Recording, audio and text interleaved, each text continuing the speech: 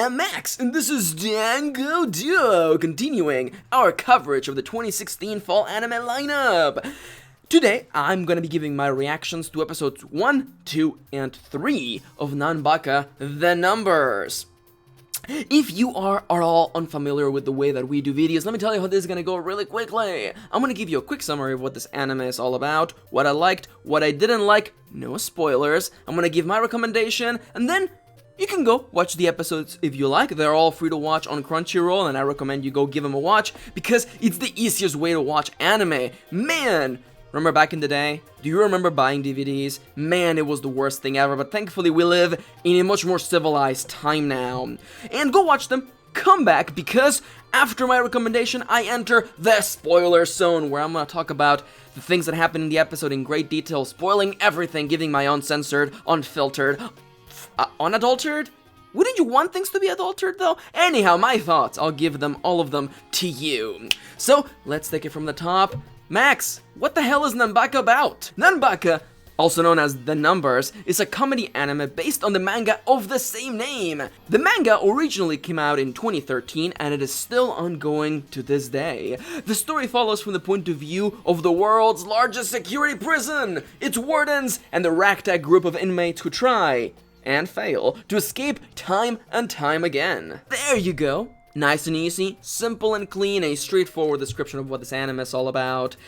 I have to say, as we slide into what I liked, is that this anime is freaking beautiful. Oh my god, this anime is just so beautiful. It's overly saturated, and as someone who grew up during the dark times of video games where everything was shades of brown, I'm so happy to see it be overly saturated with bright colors and sparkles. There's sparkles everywhere. This anime is just, it's a treat on the eyes. And if I must propose a counter to this, I remember talking about Attack on Titan and how I really like the line work in that. And the line work in this is really good. But while Attack on Titan was really bleak looking, Nanbaka is just so bright and happy and excited. And even though we're talking about people being locked in prison for terrible, terrible crimes, it's just a treat. I'm freaking out. It's just a treat. It's delightful to watch. It's beautiful, but it's also really funny, and you can tell it's based on a manga because it's just punchline, punchline, punchline, punchline, and I really appreciate that. I definitely enjoyed that. So far, these 3 episodes have been beautiful, a delight to watch, and also funny. There were moments where I legitimately laughed, where the jokes were just on point. It's by no means perfect. Sliding into the things I didn't particularly enjoy about Nanbaka episodes 1 through 3 is that I feel the first episode tries to do too much. Half of the first episode is a escape sequence, then we get funny moments, and then we get the setup for the series, and it's too much. I definitely feel that it's just too much happening in the first episode, and the first half, I feel that it's not accurate as to the entirety of the rest of the story, because the next 2 episodes, spoilers, are not about escaping. So, I don't know, I felt like the first episode was trying to do too much. Following by that, I am worried that the story may become, it may fall into a pattern that's not just punchline, punchline, punchline, punchline, because that sort of pattern feels very slice of lifey, or 4-koma manga, and I love that. I love that sort of stuff. That's what I really liked about anime like Gekkan Shoujo no Seki-kun and Himoto Maru-chan. Those, like, just punchline, joke, joke, joke, joke, joke. I love that stuff. I eat that up. And I want to believe, I want to hope that this anime is like that, but I'm getting this light feeling, especially with the setup at the end of episode 3, that it may actually have a much more focused plot. I don't want to call it the tournament story, but it kind of feels like it's heading there, and I hope that it doesn't full-on commit to that, because that may take it away from what I'm really loving about it, which are the snappy jokes. So, after my gushing and slight hesitation, am I gonna keep on watching this anime? Damn right I'm gonna keep on watching this anime. It's just so pretty, and again, as someone who grew up in a time where all video games and a lot of media was just brown, seeing this overly saturated, almost psychedelic pattern, and exciting music, and ridiculous characters, I love this. I'm gonna just eat this up. Honestly, I thoroughly, completely enjoyed this first 3 episodes of Nanbaka, and I can't wait to watch more. But for the time being, I've rambled on too much.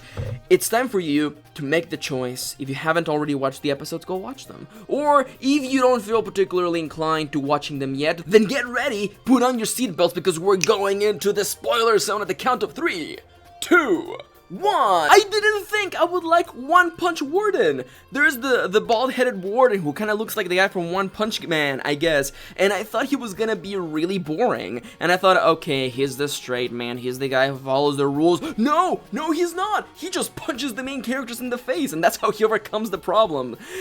Really fun. And the whole cast is kind of like this, because everyone is overly saturated, over the top ridiculous. Like, within these first 3 episodes, we learn everything, or at least most of what we need to know about our core cast. There is the guy who loves women, there is the guy who loves food, there is the guy who loves Japanese culture, and then there's the guy who just loves to escape prisons. And of course there's more to them. You even learn about their backgrounds, and of course they're tragic as they should be, but in this ridiculous world, with these ridiculous characters, it all makes sense. It doesn't feel completely out of place. Even when there are moments when the story wants to pluck at your heartstrings, it still makes sense. And on the subject of characters, I love the character designs. Everyone in here is ridiculous. Maybe not so much the other wardens, they're a little bit too silly, but the main cast is actually like beautiful, but in an aesthetic style. I don't particularly feel that they're all attractive, but they are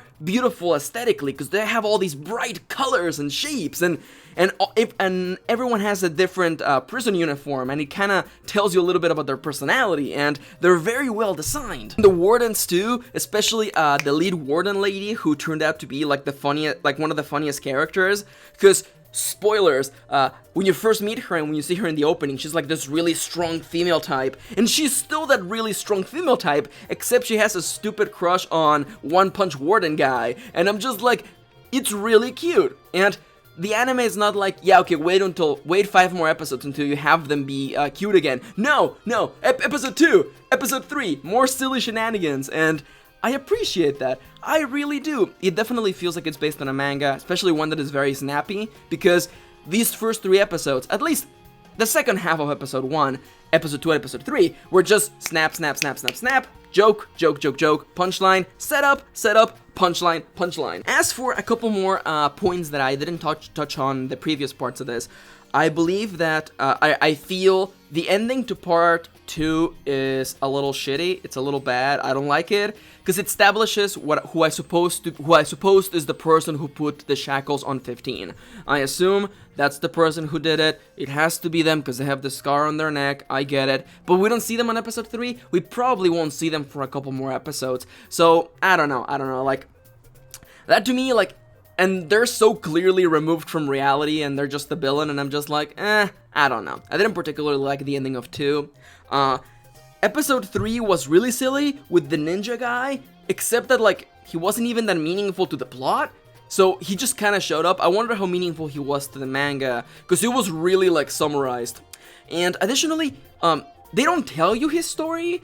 I guess you're expected to assume his story from the things that were happening in the background, because the anime never tells you that the ninja guy was an action hero, not an actual ninja, but nobody tells you that, and that's interesting. I again wonder if it was just cut for time, or if it's just like, hey, if you pay attention, here you go. As for really cute things that I enjoyed, I like that 3/4 of the cast are not technically Japanese, so they completely just freak out whenever there's Japanese stuff going on. I really enjoyed that. Also, the music is amazing. We have like Persona 5 psychedelic jazz playing in the background while they're trying to escape. It's so good. It's just so good. Real talk, I can't wait to get the OP, ED, and the soundtrack to this as soon as it comes out. I'm just super excited for it. This is just such happy, excited music. And also the backgrounds. They're not just, I mean, I guess you could say they're plain backgrounds, but they're so colorful and excited and happy, and I'm just like, this is like nothing I've seen in a really, really long while. It's so stylized. I guess if I must make a connection, it's like Persona games stylized, where everything is like bright and happy, and there's harsh contrast between the really bright colors and the whites. Man, this anime is I was expecting nothing. When I first sat down to watch it, I was like, I'll see what it is like. It probably won't even be that good. And then you give me Bishy Boys, and a lot of really funny jokes, and then more Bishy Boys, and then more ridiculous jokes, all combined with this overly saturated, beautiful art style and amazing music. I have to admit that Nanbaka, the numbers, episodes 1, 2, and 3 really surprised me, and I know I say this, but I mean it. I'm actually completely legitimately looking forward to watching more. But for the time being, I've rambled on for way too long. I want to thank you for watching, thank you for tagging along. Remember, as always, that we Dango Duo are supported by your wonderful viewers, and we love to reply to your comments. If you have your thoughts on this anime, please let us know in the comments down below. We make it a point to reply to every comment that we get, and check out the playlist. We have a lot more of Fall Anime 2016 coming, so for the time being, thank you for tagging along, and I will see you on the next one.